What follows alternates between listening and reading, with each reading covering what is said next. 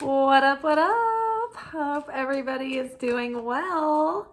I know a lot of us are probably sitting on pins and needles right now. Every time there's like some kind of Google ticker following the election, and every time like I refresh the page, it gives it the update. So I'm just like, oh, it's getting closer. So we'll see. See what happens. I haven't watched the news, so I haven't heard any of the commentary. I'm sure they're like guessing like out of the states that are left, like how many votes that would be from the delegates. So I don't know any of those details right now. So we'll just see what happens. I did my best. I went out, I voted, I did what I could. So we'll see what happens. That's all we can do at this point is just radical acceptance and keep praying for your desired outcome, because it ain't over till the fat lady sings. In Kabbalah, we learned that if you say like you have something that you are hoping for and you're working towards, let's use an example of starting a side hustle. And you have invested in this skill and you've started this little business and a side hustle, and you try to start growing it into like, say, a business, right? And it starts to fall apart and it's not profitable. And so you liquidate that business and you're like, oh no, I'm so sad and heartbroken over this disappointment. Now, you can either be like, oh, I'm a failure, I give up, that was it. Or you can like keep trying and put your, keep believing in yourself and try again, try another venture. And so what we learn in Kabbalah is that if you lose something, it's not fully lost if you keep believing that it's possible that you can redeem yourself, or that you can repair the situation, or that the situation can be healed. Like, it's not totally lost, but if you resign yourself to defeat and despair, then it's like energetically the cord has been cut. So when you keep believing, even if that specific thing or job or person doesn't work out, that energy that you invested in that experience or venture is then put, if you still believe, still have faith, it's put into like your spiritual bank account. And that investment is saved for you. All that energy and that love that you put into something. And then that way, like when you're ready for the real thing to come along, it's like all of that investment then shows up again for you. But if you like resign yourself to defeat or despair and you give up, then the milk is spilled, and it's all up to you at that point to try, if you want to, try to put the thing back together again. But so the key is not to give up, right? When you're watching like something like this, the race, and you're like, oh, I guess this is just a shoo-in for so-and-so. Like, never give up until it's really over. Like, it ain't over till it's over. Like, in your heart and in your mind and in your consciousness and in your energy in life, when you want to manifest something and you're in a suspenseful situation and it looks like all is lost, don't give up faith. Don't give up hope, because that sometimes that's the way the universe wants it to look, so that you have that moment where you can really stretch your faith and believe and exercise your faith in a moment where you're not sure how it's going to go. And maybe it looks like it's not going to go your way and everything's going to blow up in your face. And the real test then is to say, I don't care if I look stupid. I don't care if I'm being a fool here. I'm going to have my faith. I'm going to believe, and I'm going to, hope for the highest good of all. And in the end, you give the results up to the creator, the creator's will be done, and you accept whatever, happens, but like your heart, like you believe in your heart. So make a wish. By the way, I know we launched into all of that, but we're here for our weekly manifestation oracle message, where we are taking a look at the next 7 or 8 days or so to see how we need to invest our energy and our attention as far as our manifestations go. So it's time to make a wish This is a magical moment to make a wish and enjoy its manifestation. So, like we were saying, make a wish, right? Keep your hopes up, keep your heart elevated. It's one thing to make a wish, but it's another thing to like have joyful expectancy and gratitude and a peace inside that let the chips fall where they may, but we do what we can and we do everything. We put it all on the table. We put some skin in the game. We try our best. We show up with our whole heart, but ultimately we give it to the Creator. So right now, though, in our own personal lives, we are coming out of a huge, like years and years long cycle of personal growth and challenge and karmic cleansing, and it has been a doozy. And so what happens after the hero takes the call, answers the call, and goes on the hero's journey? So they go through these, they go into a dark forest of, twists and turns and tricks and friends and foes. And they go essentially through this gauntlet and they're facing these fearful challenges. But when they come out of the other side of it, there's usually a boon, some sort of treasure or gem or gift that they receive as like a cosmic endowment for their bravery and their courage and their valor for facing the heat. So make a wish, because I think that on the other side, it's like our graduation gift. It's like we've been in school. It's like we've been through kindergarten through senior year, right? And college, because that was a 16-year cycle. So literally we just went through kindergarten up till high school and graduated from college from the lessons of our soul. That's Pluto's transit through Capricorn. So the universe is like, make a wish. Like you want a Mustang convertible. I feel like every cheerleader at my high school growing up had like a red Mustang convertible or a gold one. Was the thing. So it's like, what do you want for graduation? Like think about like the big wish that's closest and nearest, dearest to your heart. This isn't like, I want to go on a trip. This is like big life goals. Like what would you, like when you imagine your dream life being fulfilled, like think big, think boldly, but yeah, get in that excitement because beautiful surprises are coming. So right now be really audacious with what you're asking the universe for, because you might just get it. All right, what else do we need to know for this week other than making a wish? And we are in our waxing cycle. So we just finished just had our new moon in Scorpio pass. And so that was when, we're planting seeds for the month, and we're also planting seeds for the next 6 months. It's like, what do we want to bring to fruition? What do we want to see co-created? What do we want to manifest? Oh my God, you guys. Well, we're talking about make a wish, and I'm like, it's time to dream big. It's time to dream big. If you want to, think about being audacious with what you're asking the universe for right now, because you might just get it. But remember moments ago when I said dream big? Well, the cards are like, yes, exactly. Dream big. Let yourself dream big. Let yourself go there. Let go of small thoughts about yourself. See yourself succeeding.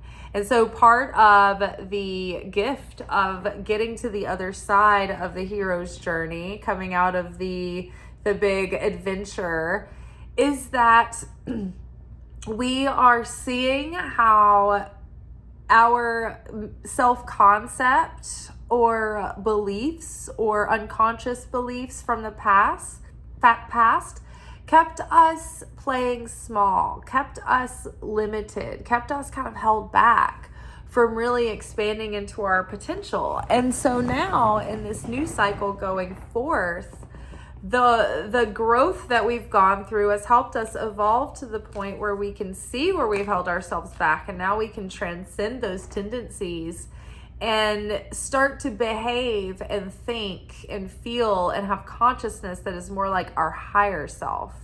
And then as we start to embody the character and the traits of that higher self, we get to start living in a life that is a closer representation of that higher destiny, right? So that perfection, right? That perfected self that's like, that got it going on the most, you know, the version of ourselves that's just like the best, like not the best version, but the most evolved, the most bloomed, like the most enhanced version of ourself is in existence in one of the dimensions that surrounds us. And that life that we just have a hunch that like is possible for us, like it's like there's one side of our brain that's like, I know it's possible for me. I can see my potential so clearly. And then the other half of our brain is like, yeah, right. Like that's going to happen. Like we're like sitting there like smoking and eating all the wrong things and, you know, sleeping in and just like procrastinating and like wasting energy and time while the other self is like doing it all right, you know? So that reality where we were able to be like super functional, like highly functioning and confident and lucky and just like winning, that timeline exists also. And so that higher self is always trying to tell us like, hey, I know how to get here. I've made it happen already. You have your vault with your ocean of gold coins that you dive into like Scrooge McDuck in this timeline. So let me tell you step by step how to get here. So the more that we start to embody that higher self, and the more we transmute our darkness, the more we forgive, the more we face our fears, the more we let go of our selfishness, the more we let go of our anger and transmute that into compassion and caring and love and sharing and creation, then every night in our sleep, the writing team upstairs is like, you know what? We were going to give you a little bit of chaos tomorrow, but since you actually transcended and transmuted so much of your negativity today, you actually don't need to go through the process that would have worked off that negativity or would have like given you enough pressure to shift your mindset. Like you really don't need that lesson. You don't need that guy to call you tomorrow. Like you don't need to like reject him and like see it through it because like you already see through it. You don't need it. So you've proven yourself enough. We're going to rewrite, throw the old pages away. We're moving to pink pages now, people. And so they rewrite the scenes the next day. So it's just a little bit better, a slightly better version of what you would have lived out, right? So we actually do have quite an effect on a daily basis. How we showed up today, like kind of, you know, informs our tomorrow. So that's really great. So we can dream big. We can start to align with that higher self and start living in a life that looks more like that higher timeline. Positive energy.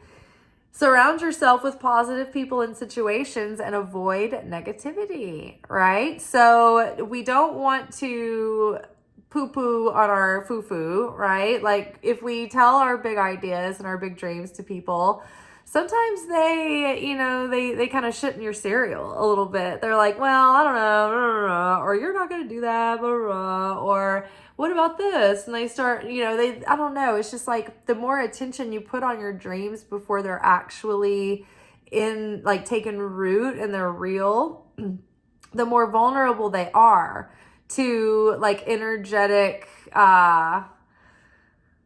threats, for instance, like evil eye, evil tongue can cause them to like shrivel, like little, like you have these little sprouts that grow up and they burn up in the sun, right? Because they don't have enough roots. And so they can shrivel under the heat of evil eye and evil tongue. Or even if you get excited about something before you do it, then it's like you're borrowing that energy from the universe on a credit card. And it's like you've expended all the excitement. And so sometimes there's like, you feel like there's no motivation then to actually follow through on the dream because you've already talked it up and, everybody's talked about it. Everybody's giving you their big excitement, all their insight and whatever. Now it's like, well, we've lived out that fantasy because good enough. Like why actually follow through on it? So you really do spend the energy of your manifestation by talking. So really keeping a tight lid on it, and keeping it from being exposed to other people's negative, assumptions or fears or skepticism. And then surrounding yourself with positive people, even if you're not telling them about your dream, and positive energy, it just adds to your own vibration, right? Like more good begets more good. When you feel good, more good things start happening. You're a magnet for goodness and feeling good. So if you're around like negative people, you build this negative vortex, and it starts spilling out your energy, and it starts spilling out your aura. But it's like the positive people, the positive energy, the positive environments, like they actually do the opposite, right? They add to the energy, and they enhance it, and they start turbocharging it. So being around positive, uplifting people not only makes you more confident and optimistic, and you believe in yourself more, and it causes you to actually go out and try new things and reach further than you would have than if you were hanging out with negative people who don't think anything's possible. They don't take action. They don't try. They just, talk and talk and talk, but they never do anything, right? And then they get down and like start talking down to people who do try to do things, right? So positive energy and positive environment and a positive network is important. And make a decision. Feeling stuck or indecisive, listen to your intuition and make a decision. One thing about wrapping up this cycle, one of the last sort of lessons to really like hone in on and solidify within us is becoming more decisive people, right? When you can make a decision with more like of a killer instinct, right? Without second guessing yourself. You want to make your decisions with more certainty. Or like you want to, like, it sounds so redundant, but being more decisive when you make your choices. Because say, imagine a warrior, a soldier, right? Back in the day when they had like swords. And if you're going to try to swing at your enemy's head and like cut their neck or whatever, you're going to want to take a very decisive and like a decisive swing with no hesitation, right? If you're on the battlefield, that guy's going to be coming at you, right? And if you're the executioner, like you don't want the thing to get messy. So you've got to take a decisive swing. Now, what if you're a hesitant, timid swinger of the sword? It's going to be bloody. It's going to be gory. It's going to be worse and more painful and horrible and dirtier and bloodier than had you just made a decisive, clean cut, right? Sometimes that what appears to be harsh and cruel, depending on where your consciousness is, done decisively can actually be more compassionate than, say, someone who has I want to be nice, and they're being too timid and they can't make a decisive choice and they can't just call it like it is, right? For instance, have you ever been in a relationship for way too long, maybe months and years, with someone that you didn't want to be with because you felt bad? You felt like you didn't want to break their heart. You didn't want to hurt them. You didn't know how to bring it up, right? Maybe you tried to break up with them a couple of times, and it just maybe you didn't have like a very straightforward conversation. Maybe you weren't honest about it. Like maybe instead of saying like, this isn't working and this is why I think we need to break up, maybe you acted out and you stirred up trouble so that there would be an argument and there would be an excuse for a big blow up and a big breakup, right? And then maybe like, oh, once things settled down, the breakup didn't take because the other person was like trying to get over this incident. They thought it was all about the incident, right? And so then you ended up getting back together because you felt bad and you didn't want to break their heart, and maybe you could make it work, and then you end up like breaking up again, and it's just like goes on and on and on until the person is like so like broken, and there's so much bitterness and like sourness, and you instead of being able to like part ways as friends, and now you like both of you hate each other's guts, like. You never want to see each other again. You know what I mean? So it's like, it's better to be very decisive when you make your choices. And also just too, like, not always looking over your shoulder in life to think, oh, did I choose the right job? Did I choose the right internship? Did I choose the right meal at this restaurant? Like constantly looking over your shoulder. There's this practice, this ritual before Passover. And it's to prepare the home and the consciousness for Passover. And what the family does is goes around the house, and they've been cleaning the house for weeks, but they're searching the house with maybe a lantern or a candle. I can't remember that the house is supposed to be dark, but you have to go to each room and do a search to make sure there's not any crumbs of bread left in the house, specifically crumbs of bread. It's like, why would there be crumbs of bread everywhere? It's the symbol of the ego, right? So you're looking in each room for any crumbs of bread. And you want to get every last crumb. And so the rule is that once you leave the room, you can't go back in. You can't go back in to see if somebody tracked in some crumbs, or if if a mouse tracked in some crumbs. Because it would never end. You'd be like, okay, well, as soon as I close the door, like, well, what if something else got in there, right? So basically, it's an exercise to teach you that to not always look over your shoulder. Like, quit going back and trying to be perfectionistic. Like, leave it alone, because you can be stuck forever going back and going back and going back, being indecisive. Did I make the right choice? Looking over your shoulder, someone after me, like, did I do this right? Like, and it's just this hesitance and this fear and this looming fear that keeps you chained and not free, right? It enslaves you. So making a decision. And so also too, like we're learning to be more decisive. We're learning how to own our choice and be just like an ownership of that choice, taking responsibility for that choice.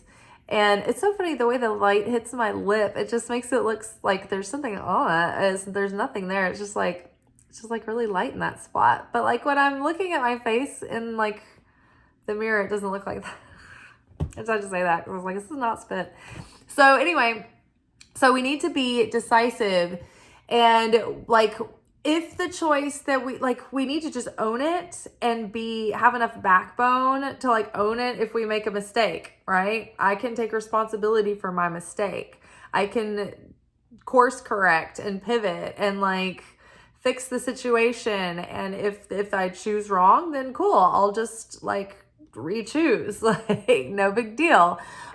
That is from a place of security and faith and certainty. But like being so fearful of making a mistake that you can't make a choice to begin with, that's living in fear, and that's keeping you stuck, and that's keeping you small in the lower self, or keeping us small. So we're learning how to be decisive. And like sometimes in life, the lesson that the universe seems to be posing like some choices to you, and you're like, oh, like, what is the lesson here? Which one am I supposed to choose? Like, what's the right choice? And sometimes it's not about making the right choice. Sometimes the universe, the actual test is not which thing you choose. It's, can you make a choice? Like the universe is just like, are you able to make a decision? Like that's what I'm really asking you here.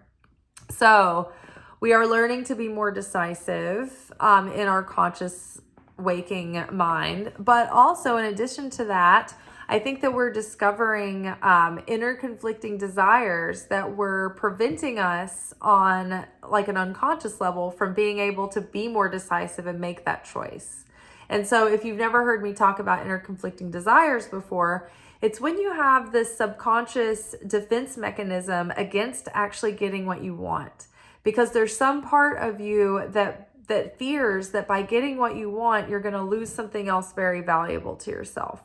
So for instance, if you get the promotion that you wanted, you're going to be making more money and you're going to have that title and the respect, but you're also going to have so much more responsibility and working so much more hours. So it's like, oh, I'm going to have this, but what if I lose my freedom? What if I, And so it's like this stalemate that you get into where you're not all in on one side. It's like you're equally like for something, but you kind of equally like are afraid of it, haven't like afraid of the victory, afraid of the success.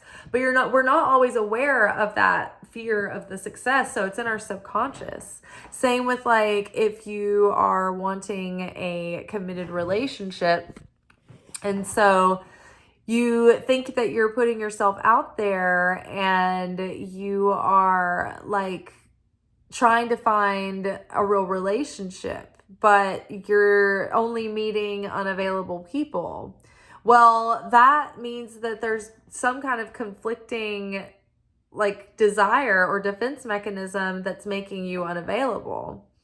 You think they're unavailable, but it's really you that's unavailable because you keep like honing in, like these people keep showing up, and you could swat them away the moment that you figure out they're unavailable. But there's some part of you that wants to like, oh, I didn't notice they were unavailable, so I spent time with them until it all blew up in my face, kind of thing, right?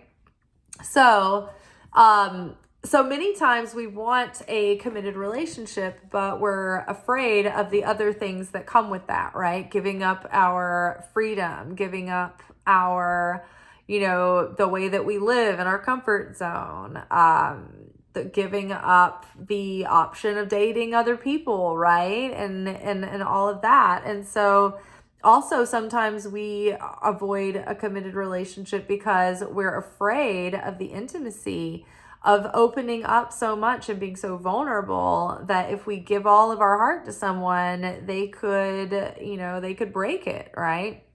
So sometimes that causes people to be emotionally unavailable, but they want a relationship, so they don't realize they're the ones that are emotionally unavailable. So then they attract those people. So that's an inner conflicting desire. So, very easy one, like, oh, I want to lose 10 pounds, but I also want to eat the Reese's Cups left over from Halloween. So, that's an inner conflicting desire. So making a decision, illuminating those inner conflicting desires, and then trying to resolve those. But so we've got a really exciting week ahead, and I feel like we had most of these cards last week. I always think it's really funny when like the same 4 or the same 3 out of 4 show up. But we've got Make a Wish, we've got Dream Big, we have Positive Energy, and we have Make a Decision. So very good. Be really positive and decisive about wanting that dream and calling it in. Make that wish. Make that wish. Believe that it's going to come true. Dream big. Believe with all your heart and don't give up. Even if it looks like nothing's going to happen or it's all going to go off topsy-turvy, just keep believing, right? And make a decision. Decide within yourself, okay, I'm going to align my actions. I'm going to align my consciousness, my thoughts, my feelings. I'm going to create, healthier routines and build in, these dreams into my day because I'm going to make it happen. I'm going to be decisive about it, right? All right, y'all. Good luck this week. We'll see what the election's doing. It's probably, I don't know, a lot could have changed in the last 30 minutes. All right, we'll see you tomorrow for our weekly alchemy message, where we will be unpacking our approach to the spiritual lessons this week. All right, ciao.